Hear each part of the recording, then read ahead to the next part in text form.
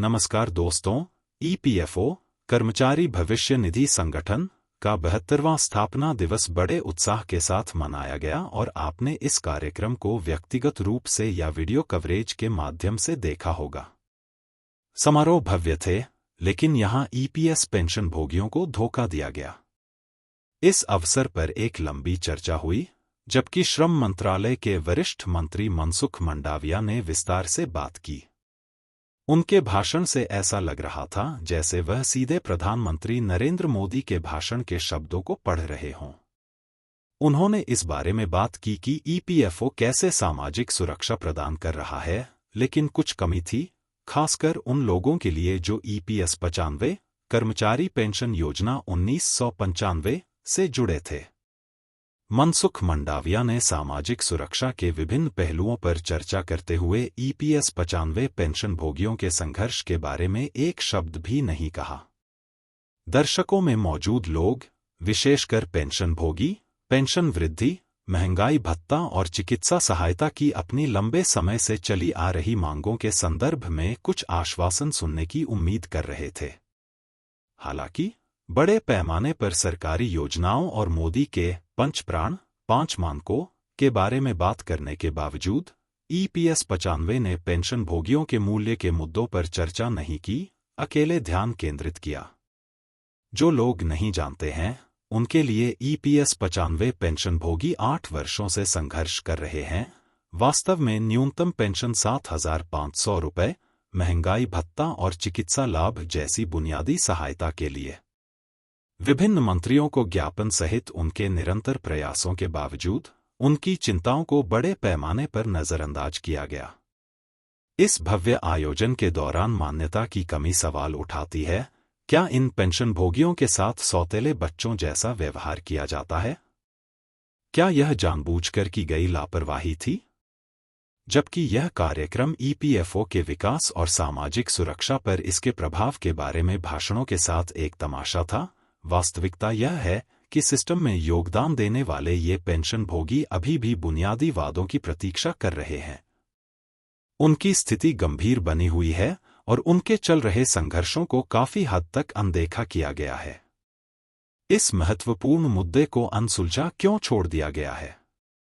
देश भर में 15,000 से ज्यादा ईपीएफओ अधिकारी होने के बावजूद उनकी समस्याएं कोई क्यों नहीं सुन रहा? यह स्पष्ट है कि सिस्टम उन्हें विफल कर रहा है। भव्य भाषणों के बावजूद पेंशन भोगी हर दिन मर रहे हैं। पर्याप्त स्वास्थ्य देखभाल और वित्तीय सहायता की कमी के कारण लगभग 200 ईपीएस 95 पेंशन भोगी हर दिन मर जाते हैं। बहुत से लोग गरीबी में रहते हैं, बुनियादी स्वास्थ्य देखभाल तक पहुंचने में असमर्थ हैं, और फिर भी उनकी आवाज नहीं सुनी जाती है। इस स्थापना दिवस कार्यक्रम में, जबकि फोकस इस बात पर था कि ईपीएफओ व्यापक आबादी की सेवा कैसे करता है, ईपीएस 95 पेंशन भोगियों की दुर्दशा का उल्लेख नहीं किया गया था। इसके बजाय भाषणों में भविष्य निधि के भविष्य और यह कैसे श्रमिकों के भविष्य को सुरक्षित करने के लिए है, इस पर प्रकाश डाला गया। लेकिन इन पेंशन भोगियों के लिए वह भविष्य कभी साकार नहीं हुआ। उनका दान उनके बुढ़ापे की रक्षा के लिए था, लेकिन सरकार इन वादों को पूरा करने में विफल रही। उल्लेखनीय है कि मनसुख मंडाविया इस मुद्दे पर चुप हैं। यदि आप प्रधानमंत्री पंचप्राण और सामाजिक सुरक्षा के लिए सरकार के प्रयासों के बारे में बात करने जा रहे हैं, तो उन पेंशन भोगियों का उल्लेख क्यों नहीं करते जो अभी भी अपने वादे के अनुसार लाभ की प्रतीक्षा कर रहे हैं? यह स्पष्ट निरीक्षण और सरकार की मंशा पर गंभीर सवाल उठाता है। ईपीएस 95 के पेंशन भोगी वर्षों से धैर्यपूर्वक इंतजार कर रहे हैं, विरोध प्रदर्शन आयोजित कर रहे हैं, मंत्रियों से मिल रहे हैं और याचिकाएं दायर कर रहे हैं। लेकिन उनके संघर्ष अनसुलझे हैं। यह मुद्दा सिर्फ पेंशन का नहीं है, यह सम्मान और न्याय के बारे में है। इन पेंशन भोगियों ने कड़ी मेहनत की, अपने भविष्य के लिए बचत की और देश के लिए योगदान दिया। हालांकि उन्हें अपने बुढ़ापे में वित्तीय सहायता या स्वास्थ्य देखभाल सहायता के बिना अपना ख्याल रखना पड़ता है। सरकार की ओर से निष्क्रियता समस्या को हल करने में सिर्फ नौकरशाही की विफलता नहीं है, यह एक नैतिक विफलता है। आप इस लापरवाही को कैसे उचित ठहरा सकते हैं जब इन पेंशनों के लिए पैसा पहले से ही सिस्टम में है? यह धनराशि श्रमिकों की है, फिर भी उन्हें उन लाभों से वंचित रखा गया है जिनके वे उचित हकदार हैं। दोस्तों, ईपीएस 95 पेंशन भोगियों में गुस्सा और निराशा बढ़ रही है। इस मुद्दे को कभी भी नजरअंदाज नहीं किया जा सकता। अब कार्रवाई का समय है। सरकार को फर्जी भाषण देना बंद करना चाहिए और इन पेंशन भोगियों की वास्तविक जरूरतों को पूरा करना शुरू करना चाहिए। यह सिर्फ वादों के बारे में नहीं है, यह वह प्रदान करने के बारे में है जो लंबे समय से अपेक्षित है। जैसे जैसे संसद का शीतकालीन सत्र नजदीक आ रहा है, यह चैनल आपसे ईपीएस 95 पेंशन भोगियों और उनके सभी समर्थकों को एकजुट करने का आग्रह करता है। बैठकें आयोजित करें, अपनी आवाज उठाएं और सुनिश्चित करें कि आपकी चिंताओं को सुना जाए। अपने संघर्षों को बर्बाद न होने दें। यह वह सम्मान और समर्थन मांगने का समय है जिसके आप हकदार हैं। सवाल यह है कि क्या सरकार जवाब देगी या उन लोगों की आवाज को नजरअंदाज करती रहेगी जिन्होंने इस राष्ट्र के निर्माण में मदद की? हमें जानने की जरूरत है और हमें वास्तविक कार्रवाई देखने की जरूरत है। अब समय आ गया है कि सरकार खासकर ईपीएस 95 पेंशन भोगियों से किए गए वादे पूरे करे। आशा करते हैं कि हम ईपीएस 95 पेंशन भोगियों के लिए कम से कम एक बार बदलाव ला सकते हैं। ईपीएफओ 72वें संस्थापक दिवस पर मंत्री मनसुख मंडाविया का पूरा भाषण देखें। मंत्री ने एक बड़ी बात कही, भाषण कहीं भी मिस न करें। यह ईपीएफओ के कामकाज और सामाजिक सुरक्षा के प्रति सरकार की नीति के बारे में बहुमूल्य जानकारी प्रदान करता है। हालांकि, जैसा कि आप देख रहे हैं, ईपीएस 95 पेंशन भोगियों के लिए यहां उठाए गए महत्वपूर्ण मुद्दों को ध्यान में रखते हुए भाषण को पूरा देखें। वे अभी भी अपने उचित लाभों की प्रतीक्षा कर रहे हैं।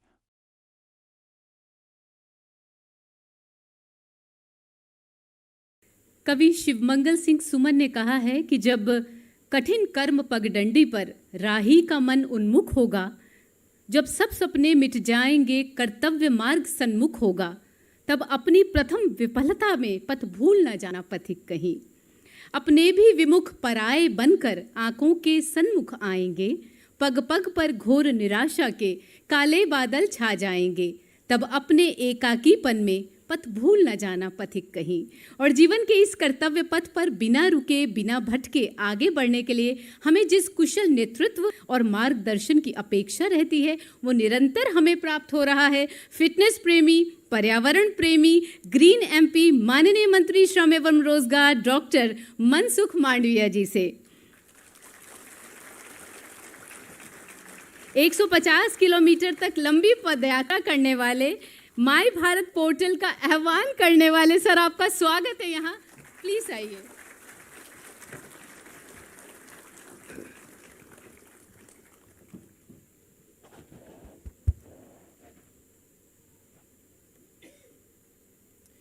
ईपीएफओ के 72वां स्थापना दिन के अवसर पर हमारे बीच में उपस्थित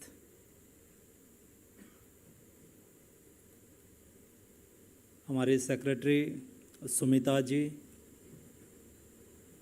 रमेश कृष्णमूर्ति जी, अशोक जी,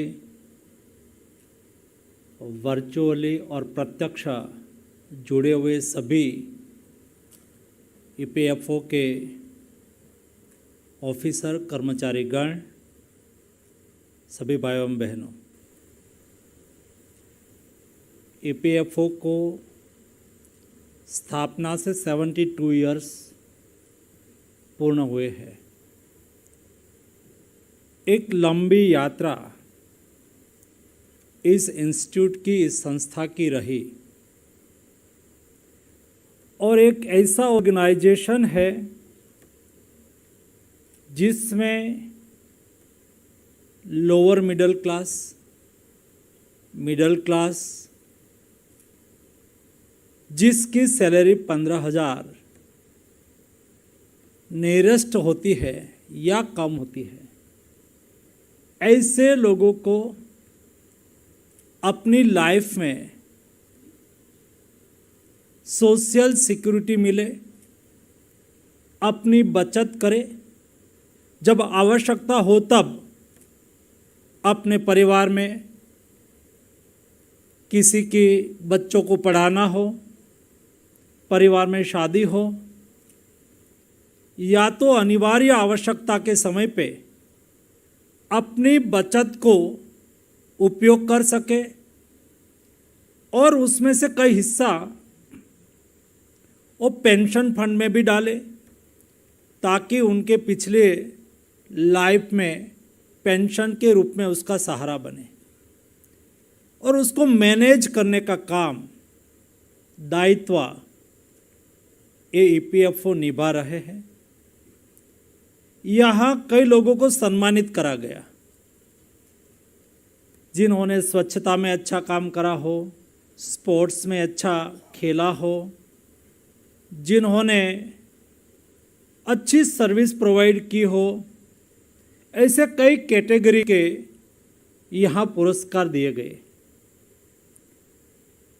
जिसको पुरस्कार मिला है, ये सभी को मैं अभिनंदन देता हूँ।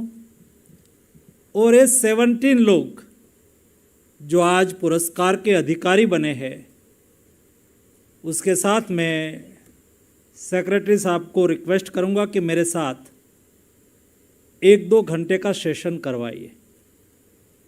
मैं इसलिए कहता हूं कि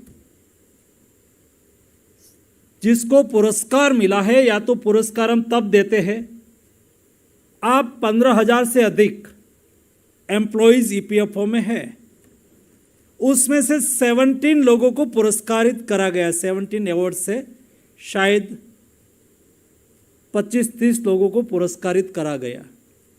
उन्होंने कुछ विशेष करा है, उत्साह से करा है, और मैं व्यक्तिगत मानता हूँ कि सफल व्यक्ति से कुछ सीखना चाहिए।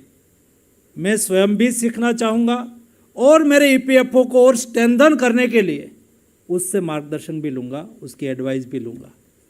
इसलिए आवश्यक होता है जो व्यक्ति सफल होते हैं जीवन में, कुछ करते हैं, वो सफल होते हैं। भाषण देना बहुत आसान होता है। हम गाड़ी में बैठते हैं और हमारा सहायक हमें एक चिट्ठी दे देता है, रास्ते में हम पढ़ लेते हैं और आधे घंटे भाषण दे देते हैं। वो बहुत बड़ी बात नहीं है। और अच्छा सब लोग भाषण देते हैं तो अच्छा ही देते होंगे, और ये तो सदियों से काम चलता आ रहा है। लेकिन भाषण से जो जितना हम सीखते हैं, उससे ज़्यादा सफल व्यक्ति से हम सीखते हैं। इसलिए सफल व्यक्ति से प्रेरित होना बहुत आवश्यक है। मैं मेरे सभी ईपीएफओ के साथियों को रिक्वेस्ट करता हूं कि ऐसे जिस अच्छी ऑफिस चलती है उसके लिए किसी को सम्मानित करा गया। आप कॉल करके पूछिए, भाई क्या आप कैसे मैनेज करते हो। सबसे ज़्यादा ग्रीवेंस रिड्रेसल करा और ग्रीवेंस को खत्म करा, उसको सम्मानित करा गया। आज मेरा आग्रह है कि ग्रीवेंस ईपीएफओ का एक इश्यू है, वो क्या करता है हमें सीखना चाहिए, ताकि उसको पुरस्कारित करा गया और हम हमारी सभी ऑफिस में उनकी सिस्टम को इम्प्लीमेंट करें, उससे सीखें। जिसमें सीखने की इच्छा शक्ति होती है वो व्यक्ति स्वयं अपनी लाइफ में भी सफल होता है और सार्वजनिक जीवन में भी सफल होता है। और इसलिए हम हमेशा स्टूडेंट बन के रहे। और दोस्तों, आपको अवसर मिला है, आपको इस ऑर्गेनाइजेशन में काम करने का अवसर मिला है। यहाँ स्लोगन दिया गया था, हम है ना। हम है तो किसके लिए है? हम जब किसी को कहते हैं कि हम है ना, हम आपके साथ खड़े हैं, उसका प्रतीक के रूप में हमने स्लोगन दिया। इस स्लोगन को चरितार्थ करने में हम कहाँ पर हैं, हमें स्वयं को उसका एनालिसिस करना चाहिए। और दोस्तों, जब आप सुबह में काम पे जाते हैं तब हमें इस स्लोगन को स्मरण करके जाना चाहिए। और जब सोते हैं तब रात को सोने जाने के पहले हमें उसका फिर से स्मरण करना चाहिए कि आज हमने किसी को मदद करी क्या हमने फॉर्मेलिटी करी है। आपके पास कोई आता है, नीडी व्यक्ति है, आपके पास कोई आता है, काम लेके आता है, छोटा व्यक्ति है, आपको वहां नहीं जाना है, वो आपके पास आता है। जब आपके पास आता है तब आप उसको दो बात बोल सकते हैं कि भाई आप जरा खड़ा रहिए, मैं करेक्शन करके देखता हूं।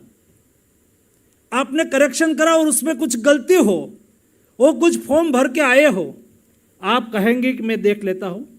देखने के बाद आप कहें जरा इतनी चीजें चेंज करके लाओ और उसमें ये चेंज करना है। दोस्तों केवल इतना कहेंगे ना, ये नहीं होगा, कल आना। तो छोटा आदमी कब कल आएगा? क्या हम उसके इश्यू को इमीडिएट एड्रेस करते हैं क्या? दोस्तों मुझे लगता है इस मिनिस्ट्री में मुझे 5 महीने हुए हैं, उसके पहले मैं 5 मिनिस्ट्री कर चुका हूं। एक बार कोई इंस्टीट्यूट के काम करने वाले टीम की इच्छा शक्ति बन जाती है कि हम हैं ना, हम सहयोग करने के लिए तैयार है, हम आपके लिए है, ये मेरा कर्तव्य है, मेरा दायित्व है, मुझे करना चाहिए।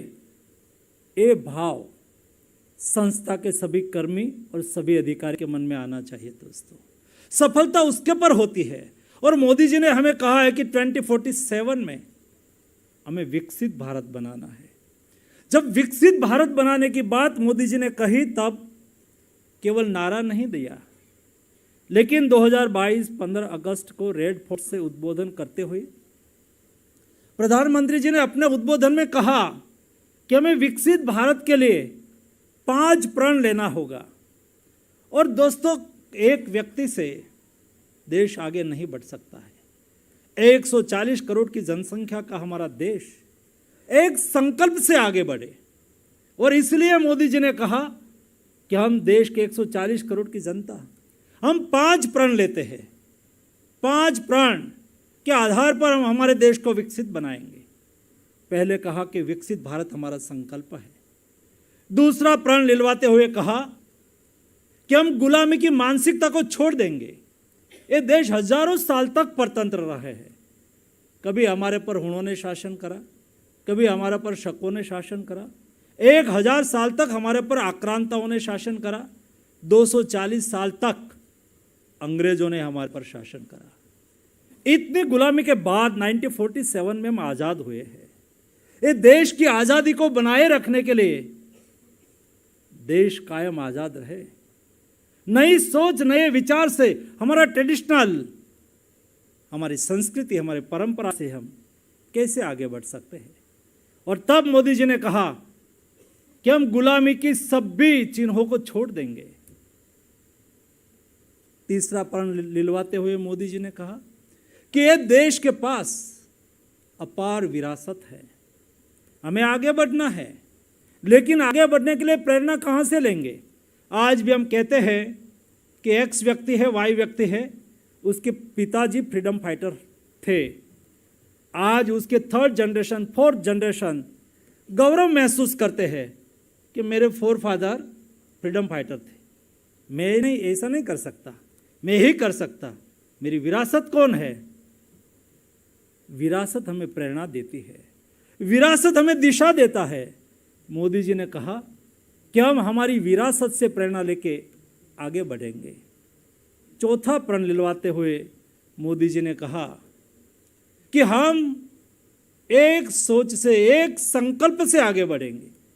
140 करोड़ की जनता एक संकल्प करेगी, एक विचार से, तालमेल से आगे बढ़ेगी तो देश एक साथ में 140 करोड़ स्टेप आगे बढ़ सकता है। जब एक व्यक्ति सोचता है, आगे बढ़ता है, तो एक स्टेप हम आगे बढ़ सकते हैं। लेकिन 140 करोड़ की जनसंख्या एक संकल्प के साथ आगे बढ़ती है तो हम देश एक साथ में 140 स्टेप आगे बढ़ सकते हैं। और इसलिए नेशन, देश के लिए हम संकल्पबद्ध हो। और 5वां प्रण लिलवाते हुए मोदी जी ने कहा कि नेशन के प्रति सोसाइटी के प्रति हम हमारा कर्तव्य का निर्वहन करें। जब हम नेशन से अपेक्षा रखते हैं, किसी से भी अपेक्षा रखते हैं, तब हमारा कर्तव्य उसके प्रति भी होता है। 140 करोड़ की जनता नेशन के प्रति अपना कर्तव्य का निर्वहन जब चालू कर देगी, तब दोस्तों कमिटमेंट जुड़ जाएगा।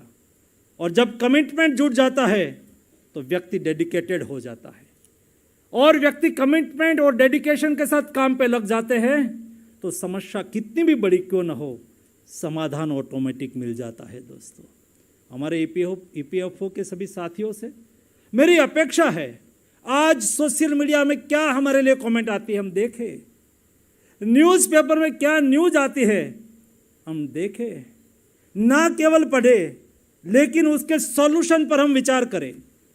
15,000 से अधिक जनसंख्या में हमारा परिवार है, उसमें से कई एक्सपर्ट लोग होंगे। ऐसा आवश्यक नहीं है कि आप यही जॉब में आ गए हैं तो दूसरा, कई लोग आईटी में एक्सपर्ट होंगे, कई लोग इकोनॉमिक्स में, स्टैटिस्टिक में एक्सपर्ट होंगे, कई लोग अलग अलग विषय से अपनी एजुकेशनल बैकग्राउंड भी अलग अलग होगा, रुचि का विषय भी अलग अलग होगा।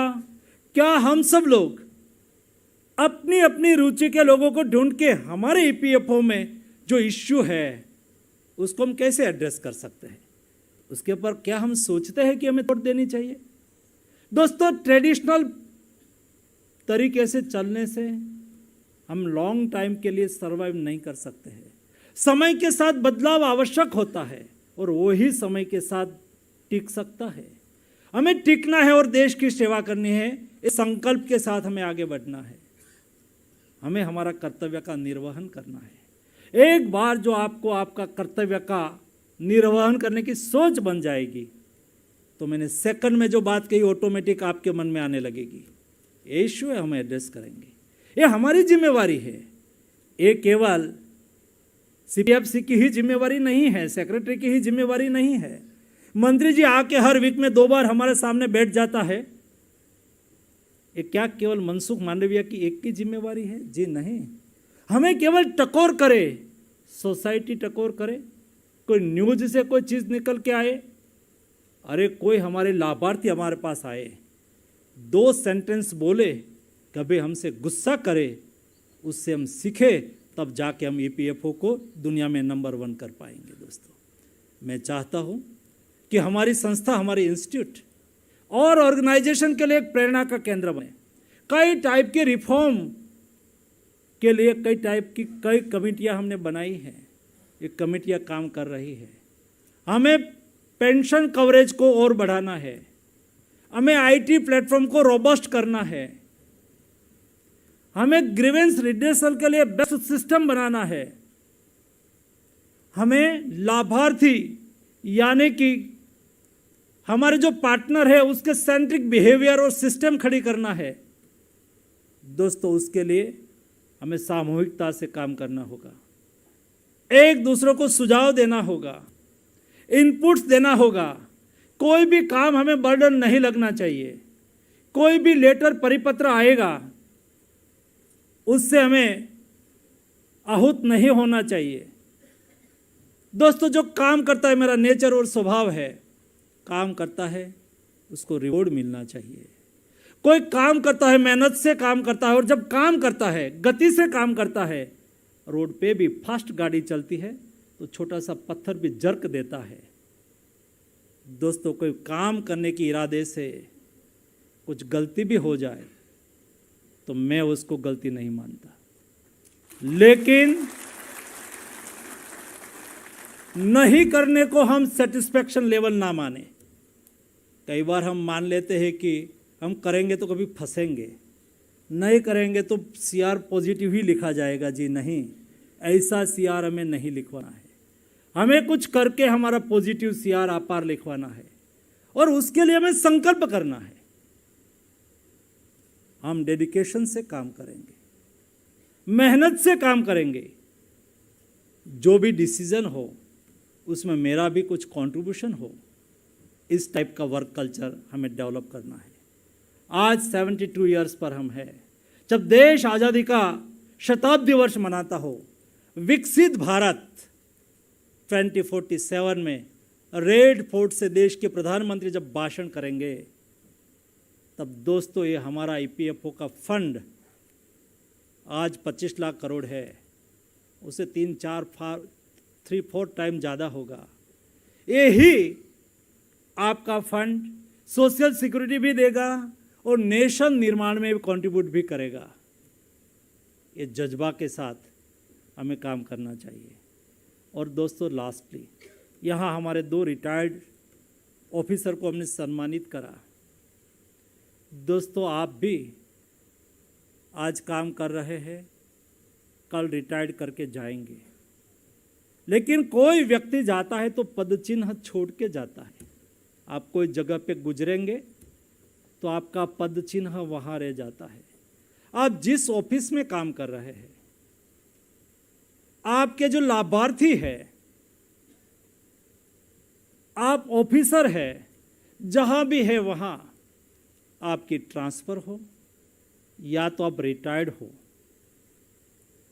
और उसके बाद 5 साल 10 साल तक लोग हमें याद करते रहे कि ईपीएफओ में ये ऑफिसर था ना हमारे यहाँ, उन्होंने इतना सहयोग करा था। और दोस्तों जब आप करके जाते हैं ना, तो जो प्रेजेंट ऑफिसर होते हैं, मैंने ऐसे कई अफसर को देखा है, 10-10 साल रिटायर्ड करने के लिए हो गया हो, ट्रांसफ़र होने से भी हो गया हो, लेकिन वहाँ आके उसका नाम गौरव से बोलते थे, साहब आप हैं, लेकिन वो भी एक ऑफिसर था, वो यहाँ बहुत अच्छा करके गया था। मैं अपेक्षा रखता हूँ कि मेरे 15,000 से अधिक सब भी मेरे ईपीएफओ के परिवारजन यही पद चिन्ह छोड़ के अपनी कैरियर से आगे बढ़े। आप सबको मेरे ओर से हार्दिक शुभकामनाएं। धन्यवाद।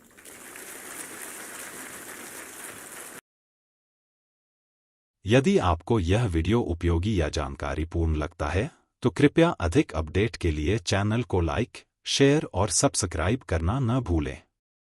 आपका समर्थन बहुत मायने रखता है। इसके अलावा बेझिझक नीचे अपने विचार और टिप्पणियां छोड़े, हमें इस महत्वपूर्ण मुद्दे पर आपके विचार सुनना अच्छा लगेगा। अधिसूचना घंटी आइकन को दबाना न भूलें ताकि आप कभी भी हमसे कोई अपडेट न चुकें। आइए हम अपनी आवाज उठाना जारी रखें और सरकार को ईपीएस 95 पेंशन भोगियों के संघर्ष की ओर ध्यान दिलाएं। हम सभी मिलकर कुछ अलग कर सकते हैं। इस वीडियो को देखने के लिए धन्यवाद और अगले वीडियो में मिलते हैं। अपना ख्याल रखें और मजबूत रहें।